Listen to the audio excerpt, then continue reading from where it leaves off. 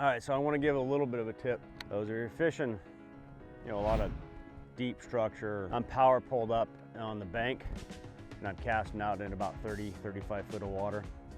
So what happens if you're out sitting in 30 foot of water and you're casting up shallow, what happens is that line creates an arch in the water. So you let the bait sink all the way down to the bottom. As you start reeling it, that bait lifts back up off the bottom. Just the resistance of the line forces that bait to come up off the bottom.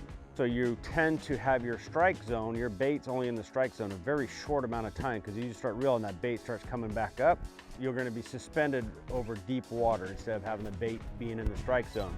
You power pull down in shallow water, cast out deep, and go from deep to shallow. And that allows your bait, as it's coming up, it's actually coming uphill. Shallow, cast out deep, bring it shallow. Just keep your bait in the strike zone a lot longer. Right now, like I said, I'm throwing an A-rig right now. You throw a swim bait, you're gonna throw a crankbait, whatever it might be. There we go.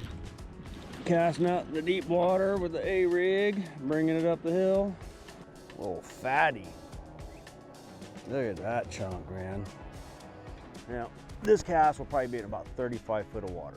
When that bait hits the bottom, typically what I want to do is let it hit the bottom, reel a little bit, try and take that arch out of it. So your line's doing this.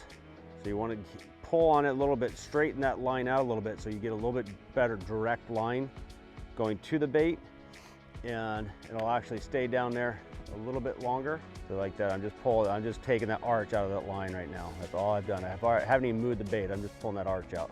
And now, get my retrieve.